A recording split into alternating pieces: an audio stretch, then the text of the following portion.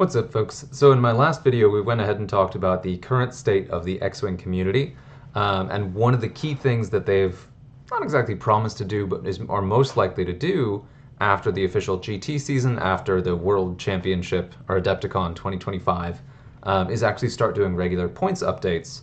That will kind of update and keep list building fresh, even if the rule set stays the same for a while. So what we're looking at right now is the 312 Squadron unofficial ship points. This is one of the first community leadership proposed points balance updates for Atomic Mass Games' X-Wing 2.5 edition, so the 20-point base system. And I wanted to go ahead and take a look at this as kind of just a little preview of what the community points could look like. Particularly because these guys have been streaming the game for years. They've done a really thorough job kind of researching this and looking at what they should change, presumably. And it's just nicely organized. So I'm going to go ahead and run through it. Of course, this is 312 Squadron. You should definitely check them out and subscribe to their content on YouTube and Twitch. They do a ton of actual streams, and they do a lot of replays, battle reports. So if you want to see professional players, you want to see competitive players play X-Wing the game, they're one of the best sources to go to. So, of course, we'll look at the spreadsheets bit by bit. I'm really only going to focus on the changes. So you've got positive changes in green, negative changes in red. So points decreasing will be green, points increasing will be red. So we'll dive right in. So first we're looking at Imperial, and a first change is Colonel Jendon in Darth Vader's shuttle. So this is going to include extended ships. So we're going to see some balance to extended ships that will hopefully help bring them into general play. So our new standard play will include extended ships because now nothing is official. So we can just take any expansion that's ever come out that has current cards, which all of these do, and then use them. So the Lambda shuttle comes out, has the second edition cards in the Imperial conversion kit. So we've got that here. So you see loadout reduced to match the decreased squad points. So I believe that one's going down from 7 to 5. I'm not totally sure about that, but that makes it a very affordable ship. And it's cool to see the Lambda actually be an affordable ship because it's generally pretty expensive. So we're going in there. We got the TIE Advanced X1, that is Vader's ship. Baron of the Empire, the generic, going down to 3. Oh, we missed some loadout stuff. So the Grand Inquisitor's loadout going up to 12, Seven Sisters loadout going up to 10, and Baron of the Empire loadout going up to 5. So one of the themes you're going to see on this is actually trying to incentivize generics, not only by making some of the key ones cheaper, but then also by giving them additional loadout so that they are somewhat more appealing than ships that have actual pilot abilities. So they have the blank pilot ability. You trade that for having a little bit more upgrade or a flexibility in what upgrades you can bring.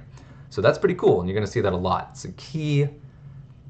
And I'm sorry, this is TIE Advance V1. This isn't Vader's ship. This is the Inquisitor's TIE. My bad, of course.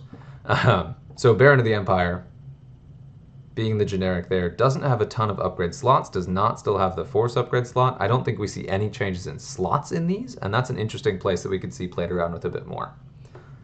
But yeah, so wanted to go ahead and highlight that. This is cool to see because the Inquisitor's TIE basically sees no play, and it would be kind of great to see it played more. So there we are. Then next we have Darth Vader. This is the X1. This is Darth Vader's actual TIE fighter. And it's just green across the board. I don't know why this would be green, but anyway, because it's only green when it has the subtitle. That's fine. You see Vader drop down to 6, and this is custom Vader. So now every single version of TIE Advanced Vader, which is a terrifying pilot, now is at the same points value of 6, but his loadout is reduced to 20. Not a huge reduction, but definitely a notable one. And it is funny when I'm going through these, I'd have to look at the other point sheets to see how big of a change that is. But I'm just going to read the actual changes. I'm not going to look at how much of a change that is. So Lieutenant Kestel in the TIE Aggressor, another extended ship. We see 3 of the 4 aggressor pilots go down. Kestel going to 4, both generics going down to 3. So the generic's going to be cheaper than the named pilot. With a loadout drop to both of the named pilots and a loadout bump to the generic. There we go. Yeah, okay. I actually just today built an extended list with Redline in it, the TIE Punisher, and he's too expensive. So going down 1 point to 6 makes sense. And then his loadout is basically infinite. Of course, you run into limits, but he's at a massive amount of loadout, especially because most of the upgrades you would take on Death Rain and Redline are relatively cheap, not counting bombs. So they still make absolutely terrifying ordnance carriers with this, or can carry some of the scary bombs, not both. So I like that reduction in loadout. That makes them more justifiable in points to give them the right squad points value, but then also that still lets them carry quite a bit. Then we see Vessery go loadout increase across the board on several of the major defenders, especially ones that don't see a lot of play. See Vessery, Ryad, Vader. Ooh, Defender Vader loadout going up. Interesting. Rexler and Volscaris. The ones that aren't being played much compared to the generics. Not the generics, the quick build. The standard loadout defenders have really been having a moment, and this gives some opportunity for the others to compete without making them cheaper.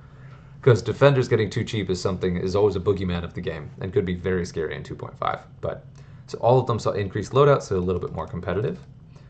Next up, we've got the TIE Interceptor. Second sister, same points, but going up in loadout. Very nice. Soontir Fel, custom Soontir Fel.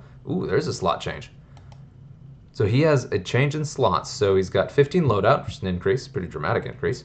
And then now has 2 talent, 2 mod in the configuration. I'm not sure which of those was added, but that'll let him compete directly with the Battle over Endor Soontir, who's very thematic, but also very powerful. So I'd like to see that. Good to see it. Turfiner, we now have a second 3-point interceptor.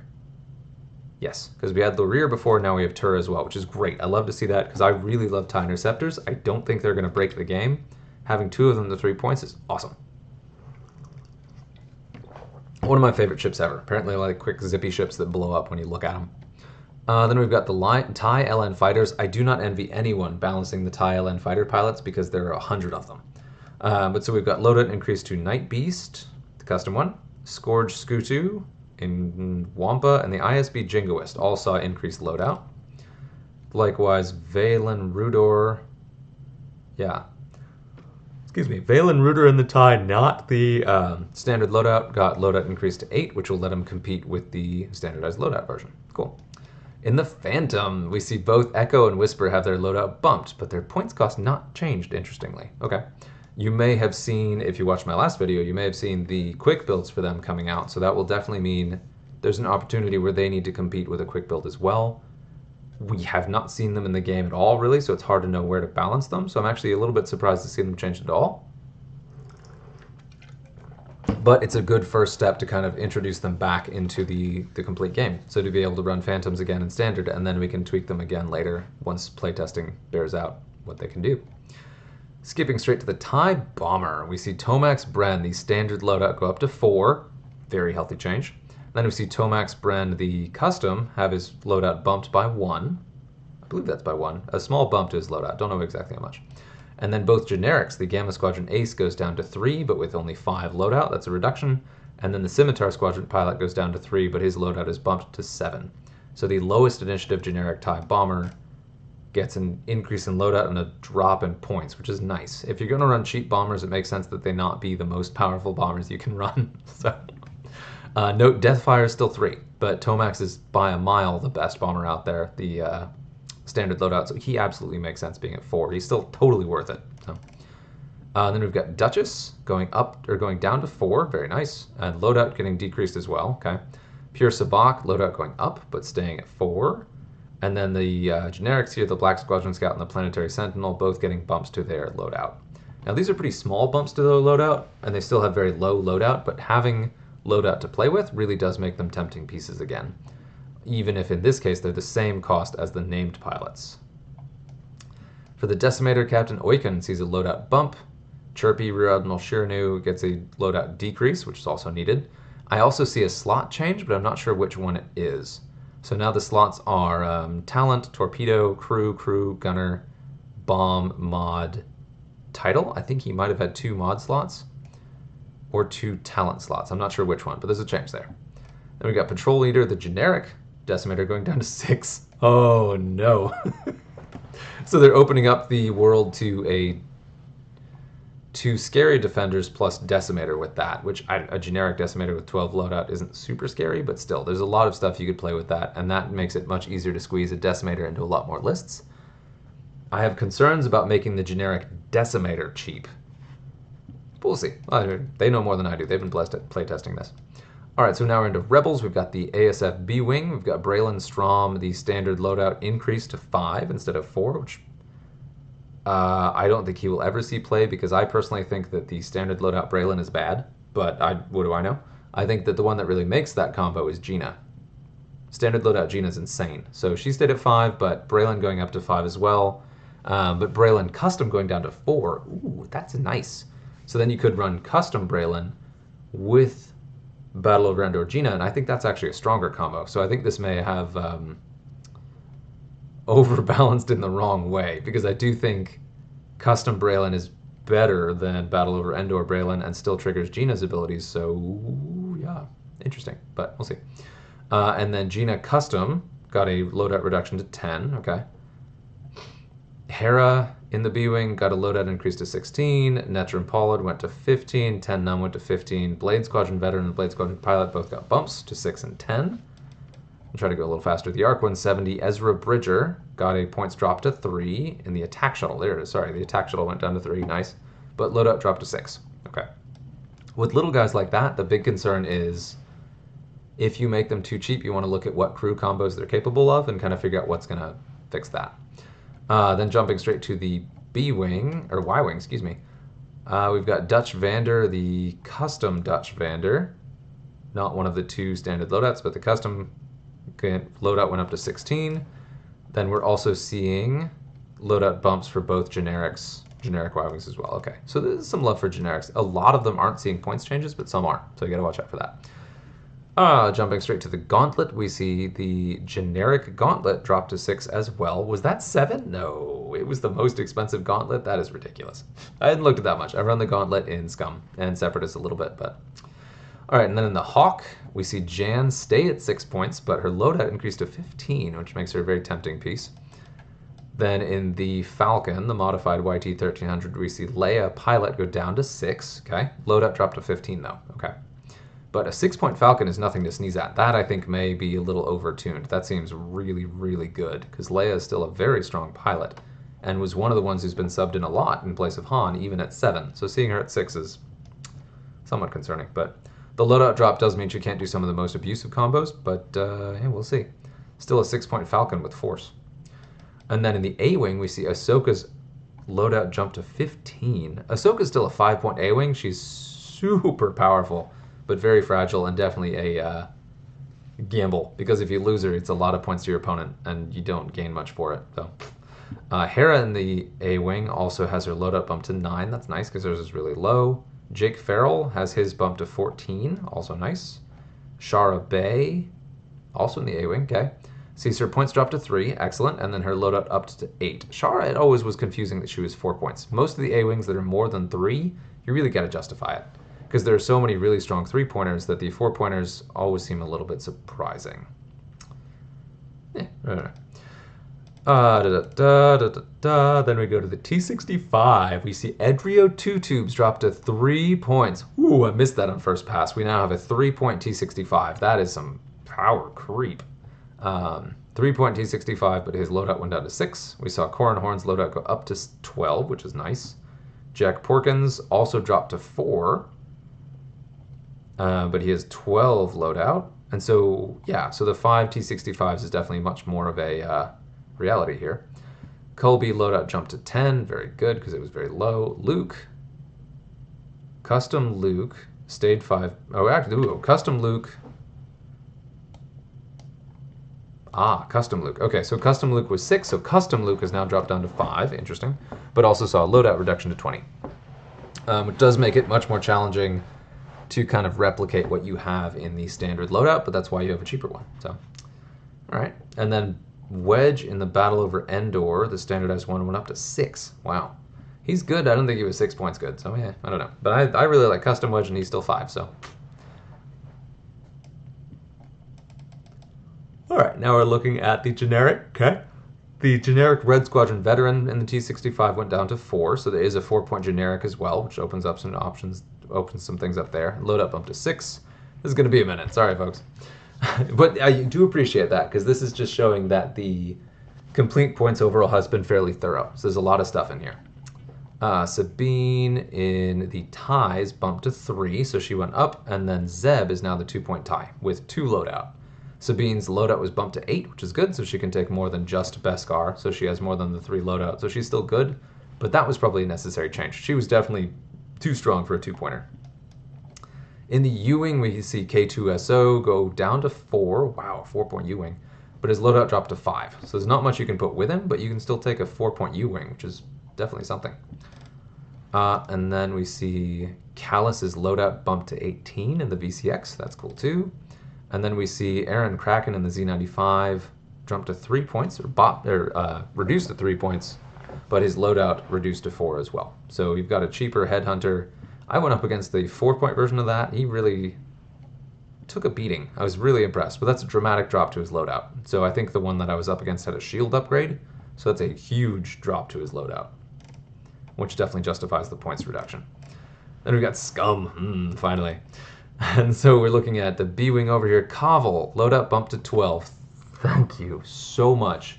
Nobody flies Kaval because his loadout was in the toilet. There was really nothing you could build with him, and it just wasn't worth bringing him. This opens up the option where you can have proton rockets, but I don't think that's his best build by a mile. So that would be what? Proton rockets plus dorsal turret plus 2 points to play with. So yeah, there's stuff there. So you can do dorsal, prockets, expert handling, if my math is correct. Assuming upgrade points haven't changed. That's one thing that isn't in here. But yeah, Kaval's really cool. I really like him. It's been a bummer not to run him, but the loadout thing I really run into a lot. So love to see it. Hired Gun, the generic, going down to 3, which, sure, yeah, more 3-point Y-Wings, why not?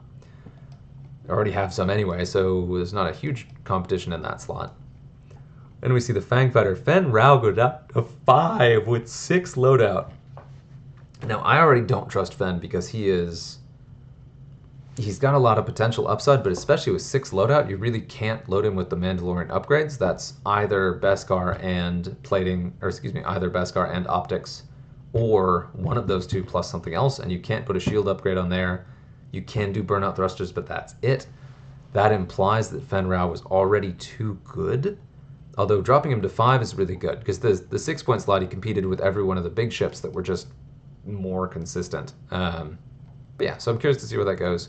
I still don't really trust Fen, but I'm a lot more likely to take him at 5 than I was at 6. So, and it's nice to have viable 5-point options in Scum. That was really a very challenging points value to build with. We also see Old Terok go down to 4 points, which is awesome, with 9 loadout, so he can take all 3 of the 3-point Mandalorian upgrades, which I like because he's like the quintessential Mandalorian, so that he can take Beskar, Optics, and Fearless is great, especially with his ability, so that's cool. So Tor Fun, loadout increased dramatically, which is really nice because he suffers a lot from having fairly low initiative. Always was one of the 4-point Fangs and one of the stronger ones, but does take a lot of shots before he shoots back. So the loadout increase on him is nice. It's an interesting balance that those are the changes chosen to make, though. Yeah. Boba Fett dropped to 8 squad points. Be still my heart. But loadout dropped to 18. I mean, his loadout was already somewhat low anyway. There's a lot you can do with 18 points on that thing, and being able to fit him in squads with other stuff is such a huge benefit to Boba Fett that I think it's absolutely worth it. Love to see that. Maul in the Gauntlet down to 7. Thank freaking goodness, because no one was going to run him at 8. So loadout stays at 15. That's not great, but you can still work with it. And then we see Rook, her loadout go up to 18, so that she's still a viable choice even when compared with Maul. I do think Rook has been the strongest Gauntlet in Scum for a long time, but Maul going down to 7 makes him a much more competitive piece. And what's cool about this is that means that Boba and Maul in the same list dropped by 2 points if you wanted to run both Initiative 5 of the more famous scary bounty hunter people. So then we see Gamut Key back down to 3 with 10 loadout. So Gamut Key now can do some of the nasty stuff he could do before. Kanan stays at 4, thank goodness. Day stays at 4. Let's see, I haven't missed anything. Yeah, I haven't missed any loadout or upgrade bar slots. Then in the Jumpmaster, Dengar's loadout bumped to 14. Thank you. 11 was just way too short. That's only a fairly small bump, but it's enough we should definitely feel that. So it's enough that he can now take proton torpedoes again and nothing else if that's what you want him to take. But opens up the door to much more fun combinations and to be able to actually build the guy out. He's been in a reasonable place in 2.5, especially in the last points, but always fell a little bit short, and loadout will help. Although I don't think it's the fix that the Jumpmaster really needs. Yeah, it helps. It helps. I appreciate to see that. Then in the Lancer, we see Asajj go down to 7. I'm still bringing Ketsu, but it's cool to see that Asajj now has the same points because 8 didn't make sense for her. And we've got Genesis Red in the M3A going down to 3. Thank you. With 10 loadout. So reduction in loadout, so she can't take proton torpedoes anymore. Which, I mean, makes sense. That was one of the big justifications to popping her up to 4 squad points. But Genesis has the ability where after you target lock an opponent's ship, you gain all the green tokens that they have. So her low initiative is a huge bummer because she's usually target locking ships before they actually gain their token. So the ability sucked unless you used a high initiative coordinator, which is a bit of a waste. So it certainly could be the 3-point pilot and still go in there. So I'd like to see that because it made no sense having her at 4. Overseer Yushun in the Mining Guild tie going down to 2. Love it. And actually, I'd missed that before. So now there are... We'll get to that. But loadout dropped to 3. Sure, whatever. Gonna have a 2-point TIE fighter. Give it a crappy loadout. Not that he had the slots for much else anyway. So that's a talent or a modification for 3 points. Then jumping all the way down to the Star Viper, we see Guri drop down to 6 squad points from 7, which is awesome. Pretty significant loadout drop as well, but there's still... I actually did some list building with this not too long ago. There's a ton you can do with her at that points level. So... And then Mando is loadout bumped to 16, which is also very nice. And then we see Katu Liachos, the Imposing Marauder, with the loadout going down to 2 with a loadout of 5. So now you've got 2 Z95s and a TIE Fighter at 2 points. So Scum really is able to run a bunch of named scummy 2-pointers, which is really, really nice. And a huge help to the faction. So now you can run Boba plus 3. And that is, what is that, 6 and 8? It's 14, so you still have 6 points to play with that. So you've got a 4-ship list plus 6 points. So you could do another large base, or you could do a lot with that. So that's very cool. That's the list I've wanted to build for a long time. So a Cutthroat Boba plus 3, and then another 6 points to play with. That's what I'm going to do. All right, and then we're on to First Order. So we're going to see some more red in this one. Commander Malorus and the TIFO bumped to 4 points instead of 3, thank you. But loadout bumped to 12, which is scary. Lieutenant Rivas dropped down to 2. So, whoa, so Lynn Gava. So now FO has 2 2-point TIFOs. Okay. So getting some extra 2-pointers there, which is nice. But Rivas also gets loadout dropped to 2, which is also good. We see Breach in the Bomber go down to 4 points, but loadout dropped to 12. So now the most expensive, or tied for most expensive Bomber in the group, but still with a much more competitive field. Then in the SF, we've got Phasma bumping down to 3, a 3-point SF. Interesting, but with 2 loadout. 2 loadout on an SF, that's a bummer. So having her as a 3-pointer is interesting, but with basically no loadout makes it a very odd ship. So she'd kind of just have one of the First Order specific talents. Maybe Fire Control System? And then we see Avenger in the Silencer go down to 4. Ooh, a 4-point Silencer. I don't like to see that at all. And then 6 loadout. So very low loadout, but that chassis is one of the most frightening things in the game. So I'm a little concerned about a 4-point Silencer, but it's there. Then we've got the TIE Whisper. We see Kylo bumped to 6 points. Makes sense. But loadout bumped to 20, so you can really play with that now. It is kind of funny to see Fen Rao drop down to 5, but Kylo Ren bumped up to 6. I think of the two, Fen is probably better. Which is weird to say because I don't believe in Fen. But then we get Petty Officer Thanison in the Upsilon, dropped to 6 squad points. Very nice. Then we see Zori... Oh, we're down to Resistance. Woo. We see Zori Bliss in the Republic Y-Wing, bumped to 12 loadout. Interesting. Not a lot of other changes in... Oh, there we go. Then in the RZ-2 A-Wing, we see Greer and Suralinda both dropped to 3 squad points. Okay, unchanged loadout. And then we see ZZ Tlo drop to 4 squad points, ooh, with 6 loadout. So a big reduction in loadout to ZZ, but viable again. And the 2 more 3-point RZ2s really brings them back in the field and makes them a much more tempting piece. I don't really want to see A-Wing spam come back, but it's there. So actually, if you look at that count, there are 4 3-point RZ2s now. So you could have 12 points of RZ2s and then 8 points to play with in Resistance. It seems pretty good. And then in the YT-1300, the scavenged one for Resistance, we see Rey's loadout drop to 21. She scares the living crap out of me, so I appreciate that. And then in the T-70, we see Lieutenant Bastian drop to 4 squad points, but 10 loadout. And Nimi has a change to slots. Now she has talent, tech, astromech, modification, and configuration. There's a change. I don't know what the change was. And then Poe in the T-70, we see both versions dropped. The Trigger Happy Flyboy down to 6, and Resistance Commander down to 5. 5-point Poe is a very tempting piece, but the loadout dropped, with Trigger Happy going down to 16, and Resistance Commander going down to 10. So they can't do as much still, but that's still proton torpedoes on the Flyboy, which is very scary. Continuing, we got Republic. This is one everyone's been waiting for. So Oddball in the Siege of Coruscant, Arc 170, going up to 5 points, which probably should have been all along. And then we see Wolf, Custom Wolf, loadout bump to 13. And now here, it was really, really important with the shenanigans that the the Republic, is able to pull off in their points. Seeing at least one of the big, scary arcs getting nerfed was hugely important. Oddball was basically unanimously considered the most powerful of them. Him going up 1 point doesn't kill the list, but it definitely means that list building is a little bit more give and take. Now in the Z95s, we also see Boost. One of the scarier clone Z95s bump up to 3. So now there's only one 2-point Z95, which, fair. This is a bit sad too, though, because it's a double whammy, right? So I really like the option for Jedi to be good, especially named Jedi.